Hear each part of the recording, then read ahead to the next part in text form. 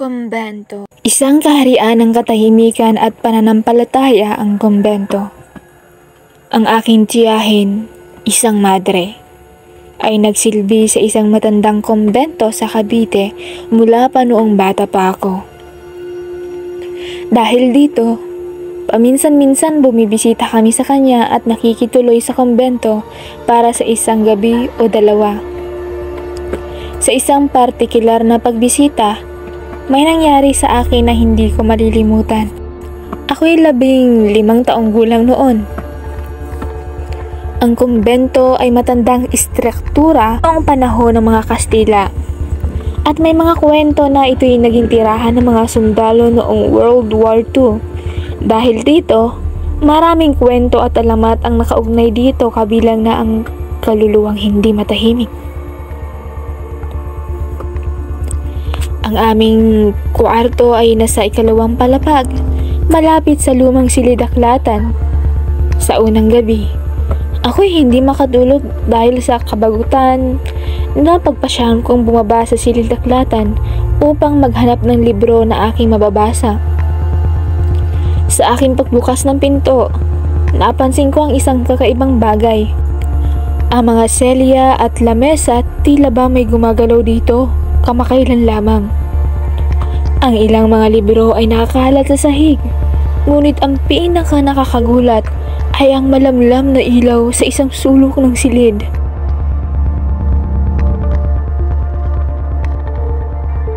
Habang ako'y lumalapit, biglang tumunog ang piano ng isang mahabang nota. Napatalon ako sa gulat. Wala naman tao sa loob ng silidaklatan maliban sa akin. Sa aking pagtingin sa piano, nakita ko ang isang anino ng isang madre. May hawak na rosaryo at tila ba nagdarasal.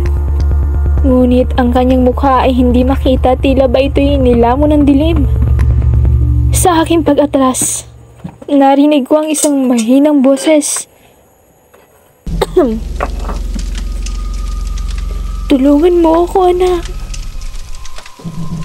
Natakot ako at dali-dali akong tumakbo palabas ng silidaklatan.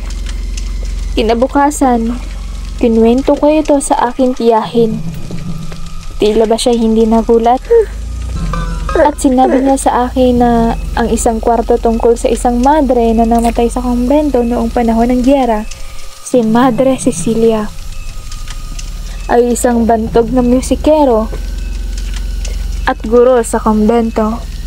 Sa isa sa mga pag-atake ng kalaban, siya ay nasugatan at namatay habang nagdarasal sa silidaklatan. Mula noon, marami nang nagsasabi na naririnig nila ang kanyang awit at tugtog sa piano tuwing hating gabi. Ang kumbento bilang isang lugar ng pananampalataya at pagmuni-muni ay may kanyang sariling mundo. Ang mga kaluluwa na naiwan o hindi makahanap ng kapayapaan ay naghahanap ng paraan upang makipag-ugnayan sa mga buhay. Sa aking mga sumunod na pagbisita tuwing ako'y mag-isa sa silidaklatan, nagdadala ako ng isang rosaryo at nagdarasal para kay Madre Cecilia. Umaasa akong sa pamamagitan nito, makakamit niyang kapayapaan na matagal na niyang hinahanap. Ang aking karanasan sa kumbento ay hindi lamang tungkol sa takot o kababalaghan, kundi pati na rin sa pag-unawa at pagtangkilik sa mga kaluluwa na naghahanap ng liwanag at kapayapaan.